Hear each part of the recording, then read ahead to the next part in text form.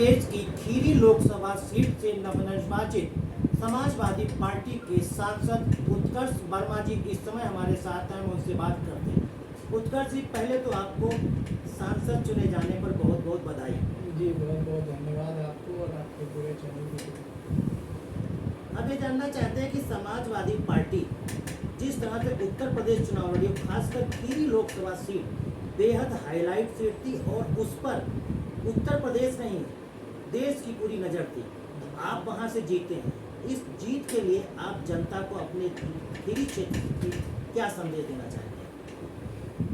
देखिए, सभी खीरी लोकसभा क्षेत्र के सम्मानित मतदाताओं को हम बहुत बहुत धन्यवाद देते हैं कि उन्होंने हमें खीरी लोकसभा की जनता का प्रतिनिधित्व करने का मौका भारत सरकार की लोकसभा सदन में दिया।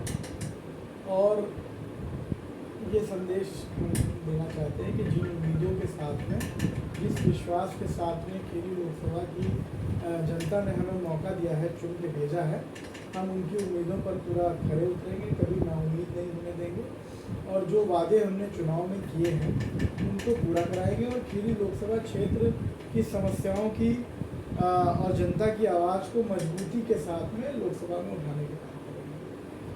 क्या वजह है कि समाजवादी पार्टी जिस तरह से चुनाव लड़ रही थी और उसमें बहुजन समाज पार्टी के बीच में कैंडिडेट बदल जाता है, वहाँ से गाजियाबाद से कैंडिडेट वहाँ पहुँच जाता है, तो एक बार ये लगता था कि कुछ इस तरह के समीकरण बदल रहे हैं जैसे समाजवादी पार्टी को टक्कर लगेगी, लेकिन लगता है कि बाहरी कैंडिडेट जाने की वजह से वहाँ पर आपको कोई नुकसान या समाजवादी पार्टी को उसकी टक्कर लगी या फिर भारतीय जनता पार्टी को ऐसा लगा कि इसको कोई फायदा हो जाएगा उस कैंडिडेट से?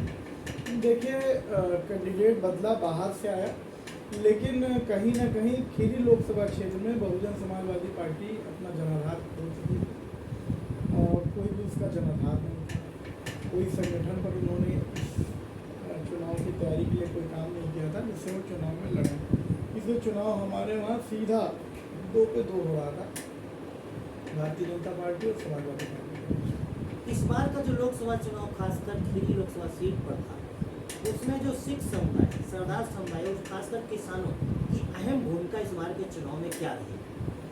देखिए, सिख समुदाय और इसके अलावा खीरी लोकसभा में बहुत सी बड़ी आबादी खेती किसानी से जुड़ी है। किसान हैं वहाँ पे ज़्यादातर लोग और बहुत सी किसानों की समस्याएं लखीमपुर जनपद में विशेष तौर से हम कहें तो गन्ना किसान फेस करता आ रहा है।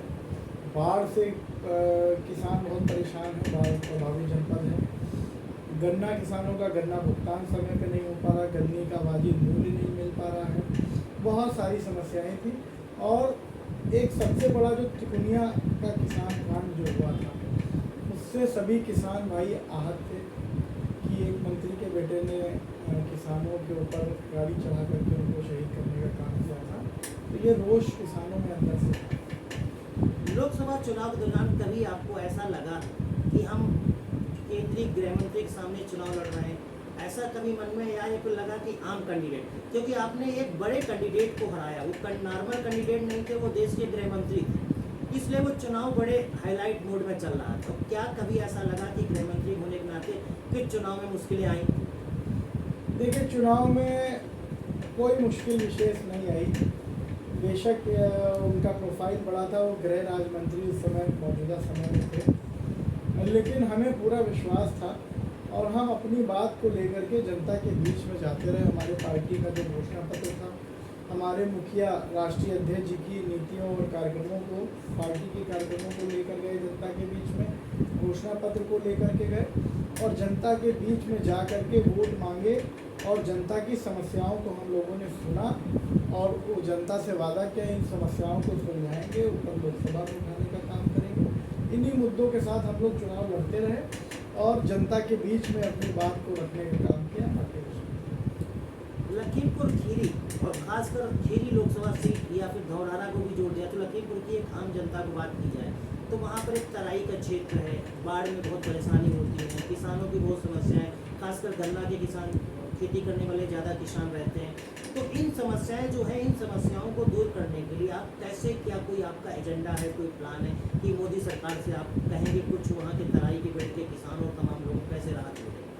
देखिए, हम बेशक सरकार से मांग करेंगे और इस बात को सदन में उठाएंगे कि ये खीरी लोकसभा का क्षेत्र जो है, ये बाढ़ से बहुत से ज़्यादा प्रभावित इलाका है, जिसमें हज़ारों एकड़ ज़मीनें कट जाती हैं, हज़ारों कुंटलें फसलें उनका नुकसान हो जाता है, लोग विस्थापित होते हैं, पूरे पूरे गांव कट जाते हैं। तो ये सबसे बड़ी समस्या है अगर इसको कहा जाए। इसके अलावा लोकसभा क्षेत्र हमारा जो है, उसमें जनजाति के लोग भी हैं, थारू समाज के लोग हैं जो जंगलों में रहते हैं और उनकी अलग बहुत सारी समस्याएं हैं जो हमारी संज्ञान में आई हैं, जिसको हम सदन में उठाएंगे। प्लस बाढ़ प्रभावित जिला है, बहुत सी नदियाँ निकलती हैं जिसमें बहुत से पुलों की समस्या है। स्वास्थ्य और चिकित्सा के क्षेत्र में काम नहीं हुआ है, बहुत बड़ा जनपद है क्षेत्रफल में, उनकी समस्याओं को रखना है। शिक्षा का भी अभाव अभी जनपद में है, स्कूलों में बच्चों की संख्या बहुत ज़्यादा है, अध्यापकों की संख्या उस अनुपात में बहुत कम है।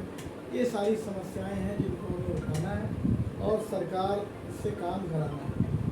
लोकसभा चुनाव 2024 में जिस प्रकार समाजवादी पार्टी ने उत्तर प्रदेश में इतनी सीटें यानी 37 सीटें जीतने का बड़ी जीत दर्ज की और भारतीय जनता पार्टी को दूसरे नंबर पहुंचाई, क्या आप उम्मीद करते हैं कि आगामी विधानसभा चुनाव 2027 में जब होगा, क्या समाजवादी पार्टी इस परफॉर्मेंस को बरकरार रखेगी या फिर उत्तर प्रदेश में इतनी परफॉर्मेंस के साथ आएगी कि सरकार बनानी पड़ेगी? देखिए, इसमें कोई दो राय नहीं है कि समाजवादी पार्टी ने इस लोकसभा में ज़्यादा से ज़्यादा अपने सांसद बनाए हैं और मुझे पूरा विश्वास है कि 2027 में इस बार समाजवादी पार्टी बहुमत के ऊपर विधायक जीत करके लाएगी, क्योंकि लगातार समाजवादी पार्टी की नीतियों कार्यक्रमों को जनता ने पसंद किया है, पीडीए के फॉर्मूले को पसंद किया है और साथ ही साथ में लगातार संगठन जो समाजवादी पार्टी का है वो मजबूत किया जा रहा है और हम लोग पीडीए को लेकर के और जो जनता के जनहित के मुद्दे हैं उनको लेकर के जनता के बीच में लगातार जा रहे हैं और लोग समाजवादी पार्टी से लगातार जुड़ते जा रहे हैं। सबसे बड़ा मुद्दा इस बार चला लोकसभा चुनाव में संविधान बदलने, आरक्षण को खत्म करने, बेरोजगारी, नौकरी, ये जो मुद्दे थे हावी रहे। उसमें भी 400 पार आंकड़ा भी उसी लिहाज में चलता रहा। क्या लगता है कि इन सब चीज़ों का असर इस लोकसभा चुनाव बहुत ज़्यादा है, इसलिए समाजवादी पार्टी अच्छा चुनाव जीतने में कामयाब रही? देखिए, संविधान को बदलने के मुद्दे पर समाजवादी पार्टी ने मजबूती से संविधान की बात को रखा कि संविधान हमारा जो है वो एक संजीवनी बूटी है इस देश में रहने वाले व्यक्तियों की।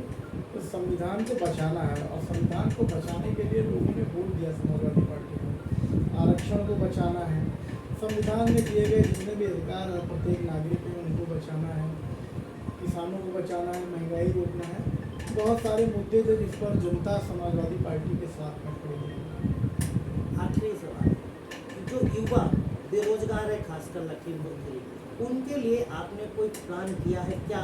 अगले 5 साल में वहाँ के लिए कुछ करने की एजेंडा आप लेके चल रहे हैं? देखिए, पहले तो केंद्र सरकार पे दबाव बनाया जाएगा कि जो पद रिक्त पड़े हैं उनमें उनकी भर्तियाँ खोलें, उनमें भर्तियाँ करें ताकि खीरी लोकसभा क्षेत्र का भी जो होनहार नौजवान है जो तैयारी कर रहा है वो उसमें नौकरी पाए।